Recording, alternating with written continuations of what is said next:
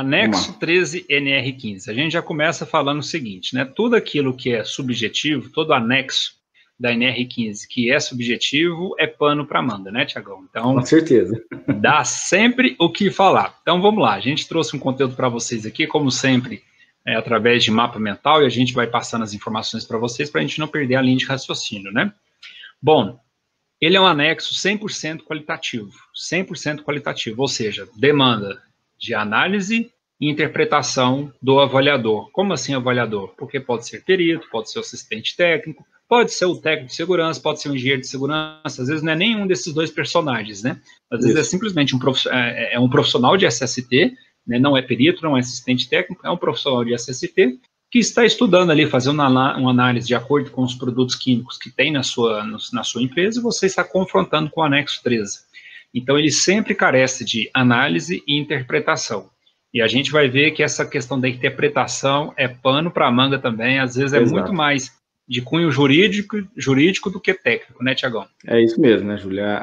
O anexo 13 da NR15, ele tem uma característica de ser um anexo jurídico. Ah, Tiago, como assim? Nós estamos falando de uma norma regulamentadora. Realmente, ela é uma norma regulamentadora, ela traz regulamentos, né, para um artigo previsto na CLT, só que ela tem uma aplicação mais do meio jurídico do que do meio técnico. Então, você, quando é um profissional técnico que vai fazer uma análise dessa, né, uma análise do anexo 13, você precisa entender um pouco do jurídico que foi pensado para poder colocar nessa norma. Diferente de uma norma regulamentada do NR15 anexo 1, por exemplo, que vai trazer os requisitos de avaliação de ruído, traz lá limite de tolerância, traz parâmetros, né, o C1 sobre T1, o anexo 3, que traz lá metabolismo, né, traz a questão do limite de tolerância, do procedimento, da fórmula para poder fazer a avaliação de calor.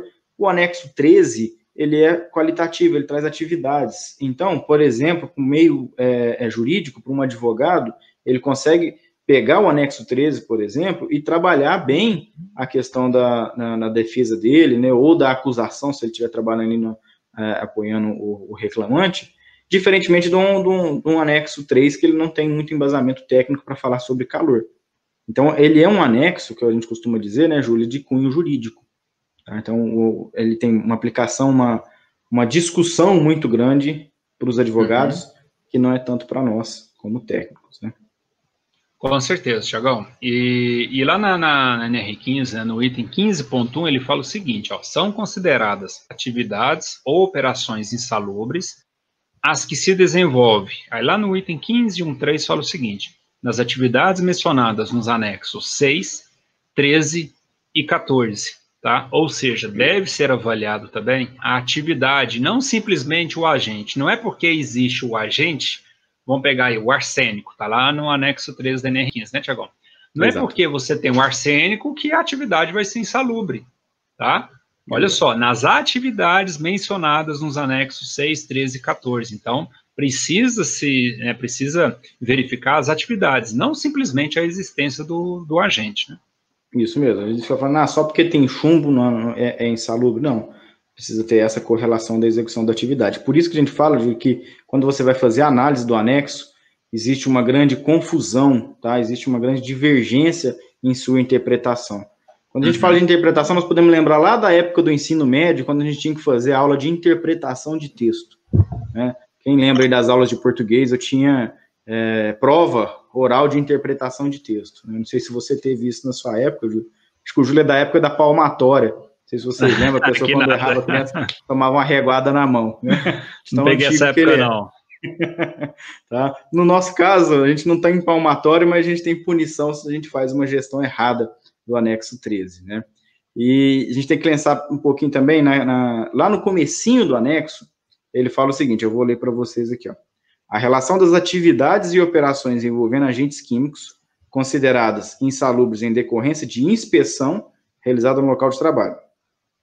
Excluam-se desta relação as atividades ou operações com os agentes químicos constantes dos anexos 11 e 12. O que o legislador quis dizer com isso? Pessoal, se tiver limite de tolerância no anexo 11 ou no anexo 12, você vai esquecer o anexo 13. Você tem a obrigação de fazer a avaliação e analisar por ele. Tá? Então, caso tenha limite de tolerância, não se deve utilizar o anexo 13. Primeira regra. Ih, desculpa. Eu vou compartilhar aqui com a galera, Tiagão. Certo. O anexo, cadê? Tá compartilhando já? Tá, parou. Peraí. É só para explicar para vocês, pessoal, a estrutura do anexo 13, tá? Ele segue exatamente sempre essa estrutura. Primeiro vem lá a identificação do agente químico, aí logo após a identificação do agente químico vem a lista das atividades enquadradas em grau máximo, depois das atividades enquadradas em grau médio, e depois das atividades enquadradas como grau mínimo. Deixa eu compartilhar aqui a tela com vocês. Você me avisa aí, Thiago, assim que compartilhar, por gentileza.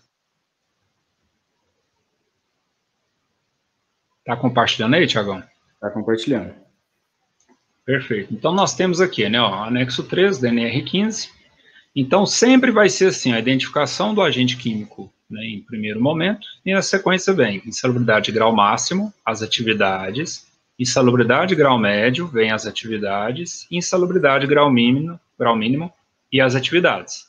Aqui já passa para outro agente, no caso aqui é o carvão, mesma coisa, insalubridade grau máximo, grau médio e grau mínimo. Enfim, é uma coisa básica, né, Tiago? Mas tem muita gente que às vezes faz confusão com isso, né?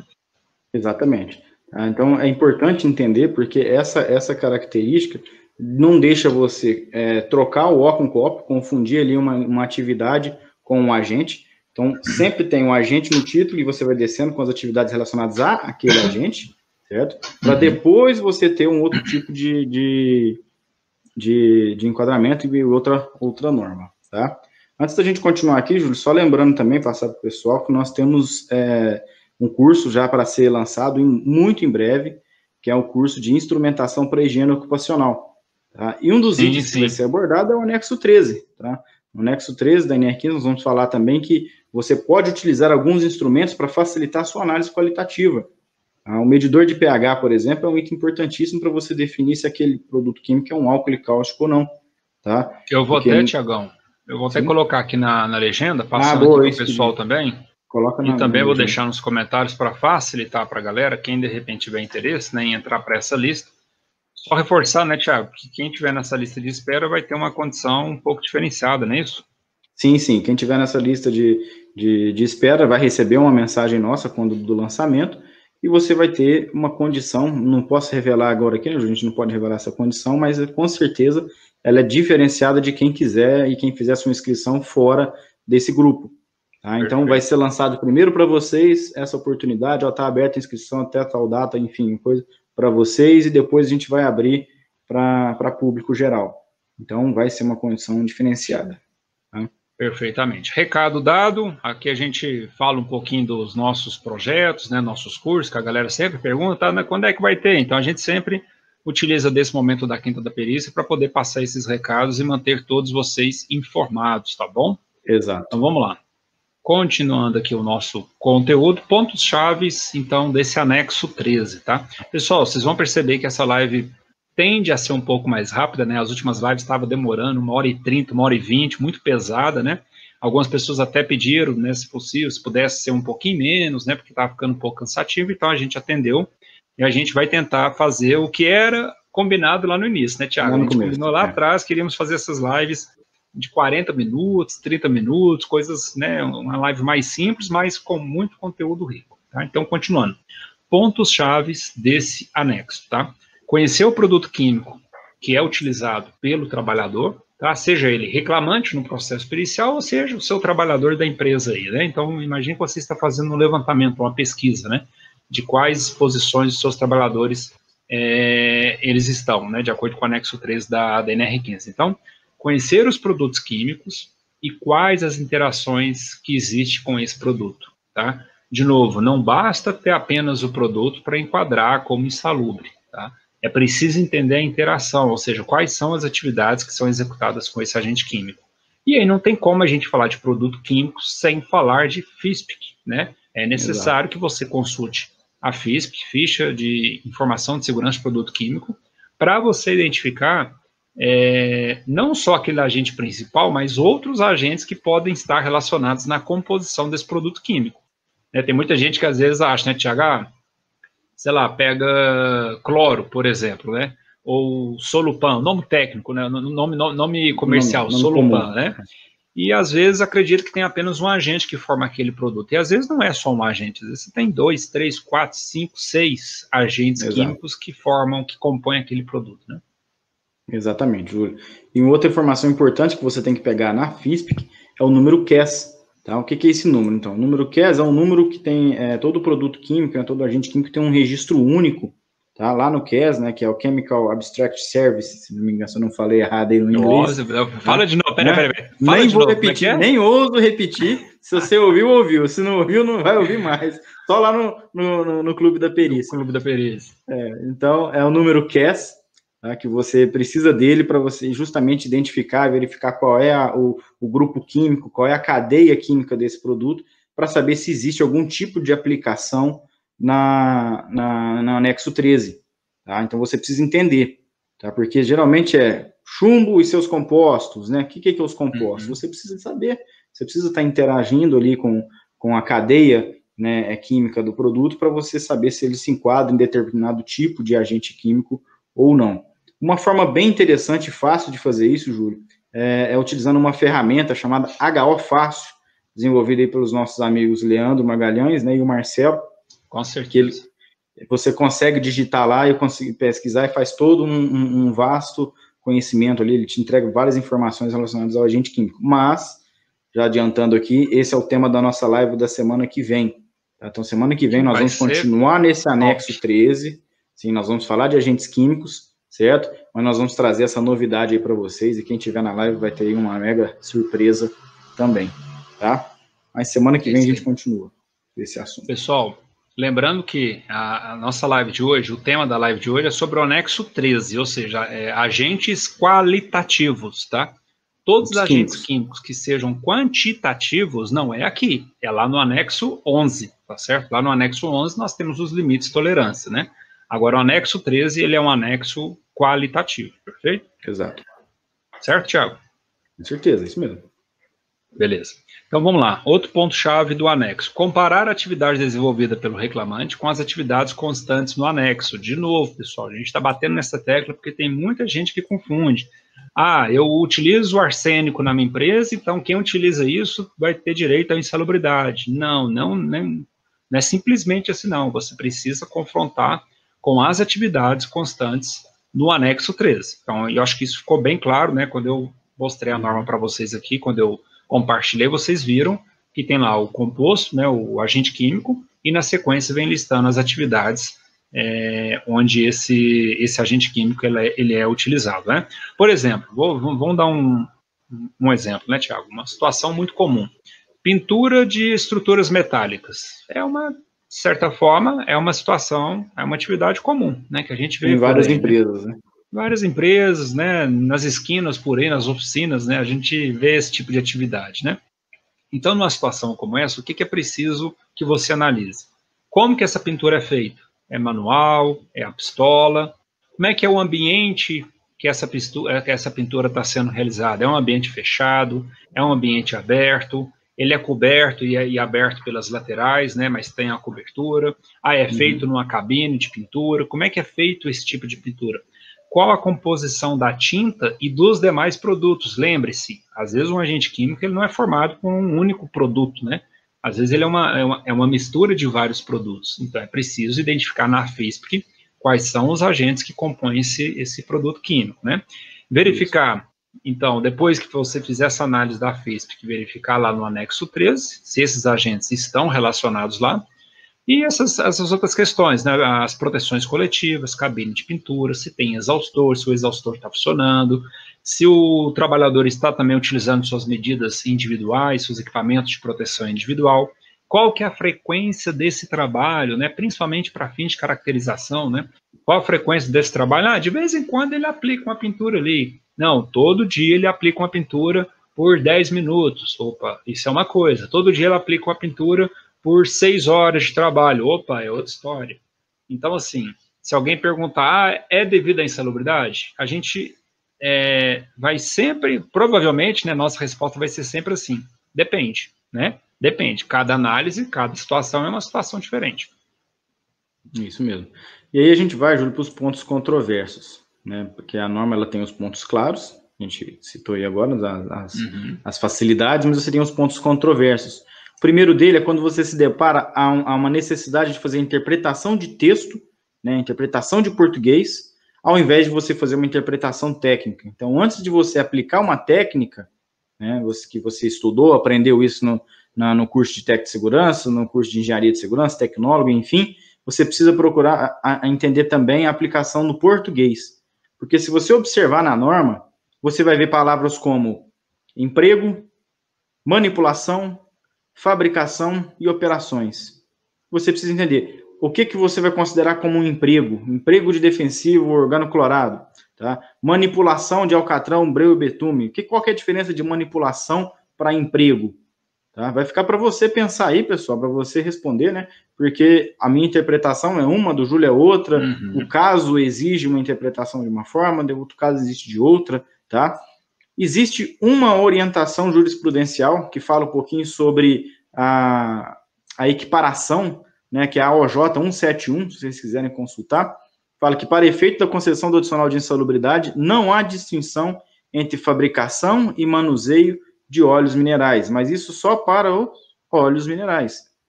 Então, o judiciário já entendeu que não existe diferenciação. No entanto, você tem N outros tipos de atividade, N outros tipos de classificações ali que tem emprego, manipulação, extração, tá? Então, você precisa entender qual é o sentido, vamos dizer assim, desse verbo, né? Quando a gente fala de extrair, de manipular, né? O que é isso? Uma vez eu tive uma discussão até com um colega, discussão, é claro, discussão técnica, né? Discussão produtiva, sobre a questão do manuseio, tá? E ele foi buscar até lá no latim, coisa, manuseio, tem a ver com mãos, né? Manipulação, enfim, num contexto tão grande de português, né? De aplicação da nossa língua, para poder justificar uma não aplicação de uma insalubridade. Às vezes você tem que, como se diz, rebolar mesmo aí num dicionário, né? Uma boa gramática para você justificar uma aplicação ou não do adicional com base no anexo 13 da NR15. Perfeitamente, Thiago. E aí, lembrando, né, que você comentou aí das OJs, né? Nesse e-book que nós citamos agora há pouco, né, nesse manual que nós elaboramos, né, tem lá toda uma relação das principais OJs e súmulas existentes, né, nesse campo pericial. Então, para quem ainda não baixou esse manual, corre lá, baixe, porque é gratuito, aproveita, né? Então, na minha biografia do Thiago, na minha biografia ou na biografia do Thiago, tem um link lá do Facebook, do Instagram, tem um link, basta você clicar lá que você consegue ter acesso a esse manual, certo? Você recebe ele em PDF no seu e-mail, correto, Thiagão? Corretíssimo, Júlio. É uma oportunidade muito boa aí para quem quer um conteúdo bom e gratuito. Bom, continuando aqui, nós temos também um outro problema, que não são só as palavras, tá? É a interpretação de frases. Vou citar uma frase aqui que está lá no hidrocarbonetos e outros compostos de carbono, Júlio. Manipulação de alcatrão, breu, betume, antraceno, óleos minerais, óleo queimado, parafina ou outras substâncias cancerígenas afins. Então você Esse tem é famoso, né? Essa alcatrão, frase essa aí é famosa. Né? Você tem alcatrão, vírgula, breu, vírgula, betume, vírgula, antraceno, vírgula. Na hora que você chega, parou no parafina, entra com ou outras substâncias cancerígenas e afins. Cancerígenas afins. O que dá a entender e o que é o meu entendimento, entendimento de alguns colegas? Oh, que bom, compartilhe para a gente. O que dá margem para aplicação, pessoal? Manipulação lá na hidrocarbonetos e outros compostos de carbono. Hidrocarboneto. Se não me engano, o terceiro parágrafo. Grau máximo, né? Grau máximo, exatamente. É isso aqui, correto? Que eu tô marcando? Corretíssimo. Ou outras substâncias cancerígenas afins. Cancerígenas afins, a qual, como você explicou lá em cima, há um hidrocarboneto e outro composto de carbono, certo? Então, nesse caso, ele dá margem para a gente aplicar para as substâncias que são cancerígenas. No Brasil, qual é a legislação ou a lista, vamos dizer assim, que define os agentes cancerígenos para o homem? É a LINAC. Tá? Então, lá na LINAC, você pode utilizar ela também para ser um subsídio para você conseguir enquadrar, você buscar aí esse enquadramento do anexo 13. Então, um exemplo, Júlio, abre a LINAC aí, por favor. Também, tá? Abre a LINAC aí. Tá mostrando aí? Sim.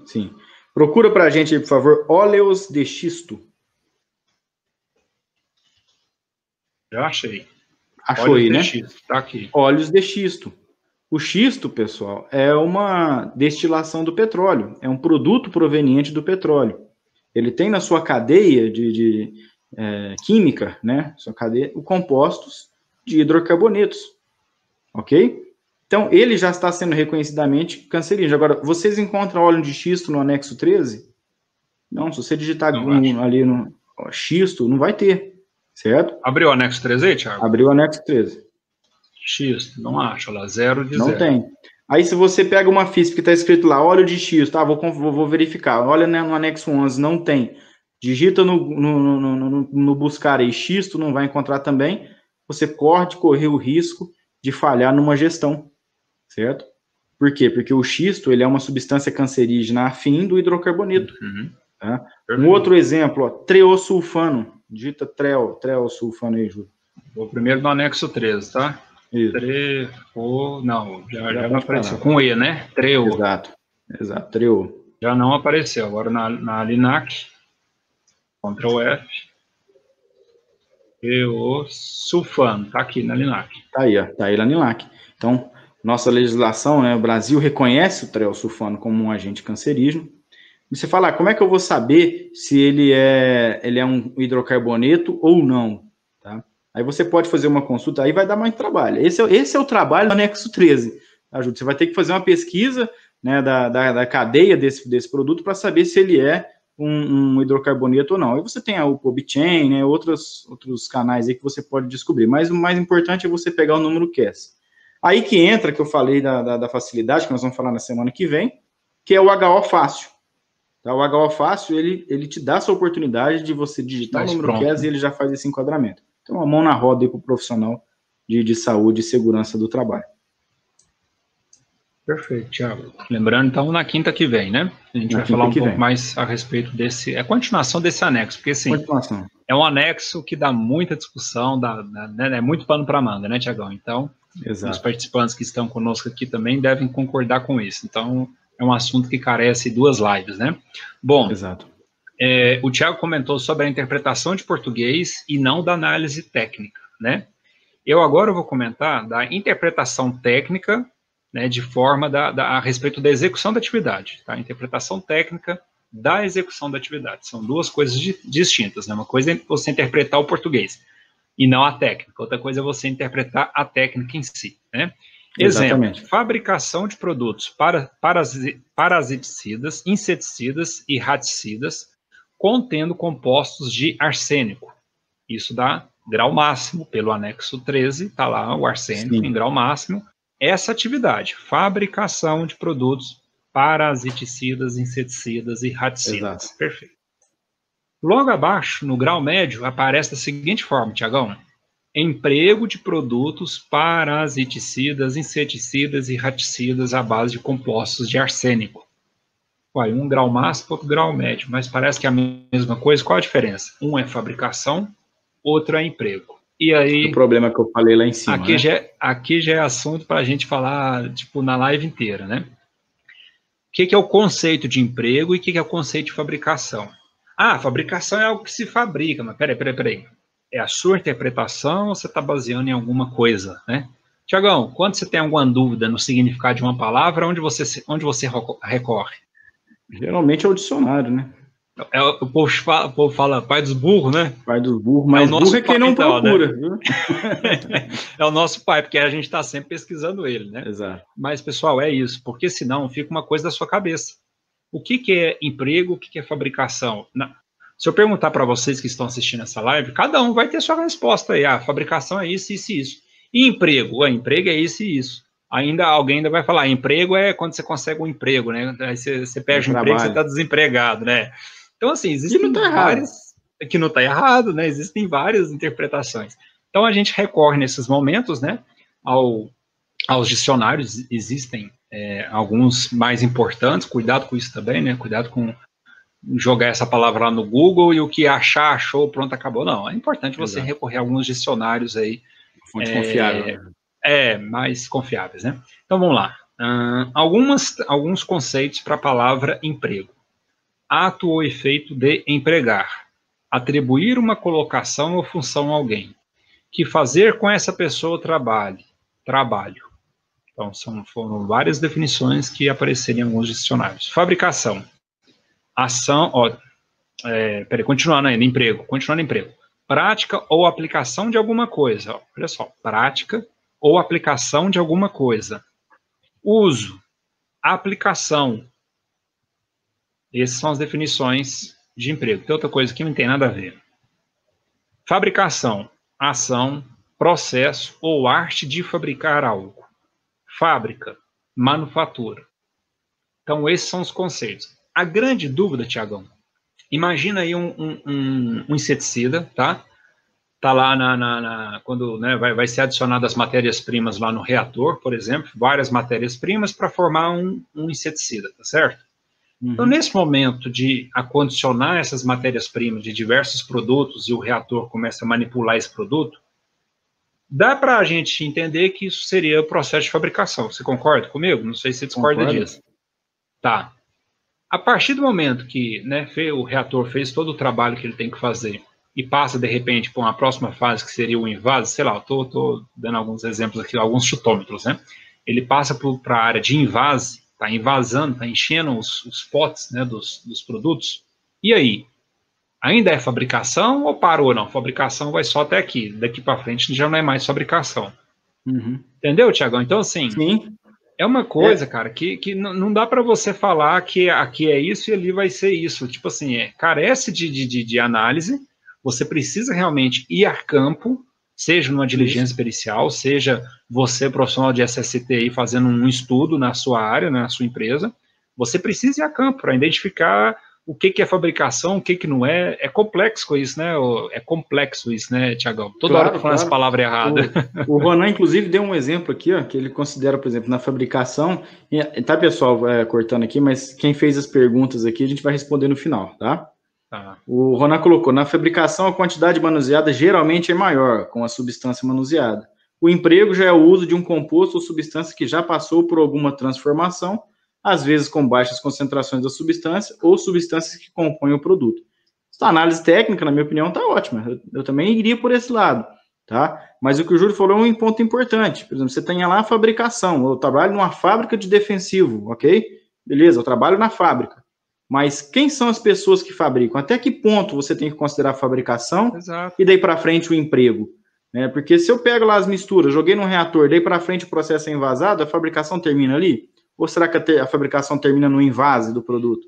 Ou na entrega do produto para o fornecedor, para o vendedor? Então, isso tudo a gente tem que analisar. Então, e por denominação, fala, por exemplo, às vezes, por denominação, que setor que é esse aqui? É o setor de produção. Essa aqui é a fabricação. Só que às vezes o invase, por exemplo, vamos continuar nesse exemplo do invase aí, que às vezes é até automatizado, às vezes não tem nem contato com pessoas, mas às vezes o invase ele está dentro desse setor denominado fabricação, entendeu? Ou produção, ou área produtiva, ou área fabril, ou área manufatura, enfim. Então é complicado você, né, delimitar até onde vai a fabricação, né? Com base no anexo 13, pessoal. A gente está, né, fazendo sempre esse link com o anexo 13. Então, não é tão simples assim, não. Realmente carece de análise. O Ronaldo está colocando aí, né? Transformação, às vezes, com baixas concentrações da substância. Isso, é a continuação da frase. Tá. Então, é uma consideração que, por exemplo, beleza, então vamos gerar a insalubridade de grau máximo para todo mundo da fabricação desse defensivo. Mas você tem também uma equipe, por exemplo, que trabalha na limpeza do pátio. Será que um pátio contaminado com o pó já do produto pronto, ele não passa a ser o emprego? Você está empregando um trabalho ali em prol de limpar um produto, né? Limpar um chão. Enfim, tem N conclusões que a gente poderia ficar aqui a noite toda discorrendo sobre isso e filosofando, né, Júlio? Um outro exemplo prático, até vou pedir para você abrir aquela foto que eu te mandei aí. Deixa eu só falar ok. Aqui, tá? Então, por exemplo, pintura pistola com pigmentos de compostos de chumbo em recintos limitados ou fechados é grau máximo. Pintura pistola ou manual, então, mas continua pistola, com pigmentos de compostos de chumbo ao ar livre é grau mínimo, certo? Nós estamos pulando, então, do grau máximo para o grau mínimo. O grau mínimo, perfeito. Você quer que abra a foto aqui já, Tiagão? Abra a foto, por favor. Pronto. Tá compartilhando, Thiago? Tá carregando. Ótimo. Essa foto aí, ó. Pra quem... Ixi, caiu o microfone aqui, que fez mau barulho. Essa foto, para quem está vendo aí no YouTube, no Facebook e no LinkedIn, é um recinto aberto ou um recinto fechado? Quando eu tirei essa foto aí, ó, aonde eu estava, daí para frente, tá aberto, daí para trás está aberto. Então tem uma grande área. De onde a pessoa tirar a foto para trás, está aberto toda essa área aqui. Todo aberto, exatamente. Você tem parede de alvenaria de dois lados, tem um telhado e tem a continuação da fábrica do lado esquerdo aí de quem está vendo a foto. É uma atividade de pintura pistola, por exemplo, com composto de chumbo, só que eu preciso aqui definir. É uma cabine de... Aí é uma cabine aqui? Aí é uma cabine de pintura. Mas ele faz a pintura tanto nessa cabine quanto do lado de fora. Eles armam cavaletes e fazem a pintura ali, onde está o termômetro de globo, o medidor de estresse térmico. Certo. Eles fazem em um cavalete, também monta o cavalete e faz a pintura nesse local. Uhum. Quando é uma peça maior que não cabe ali nesse trambolho que fizeram aí nessa cabine. Então, aí nesse caso, qual que é a interpretação? É claro que aqui, pessoal, eu estou dando uma foto, a gente está trazendo uma foto para uma live, você não vai fazer conclusão nenhuma. Você precisa ir lá no ambiente de trabalho, mas é só para aguçar a mente a desenvolver uma análise crítica, tá? Então, é uma situação que gera dúbia, uma dubiedade, né? Gera dúvida. Então, um outro exemplo, eu estou trabalhando uma atividade de pintura, ela é aberta nos galpões, nas laterais, porém tem telhado. E aí, eu vou considerar uma atividade a céu aberto, né?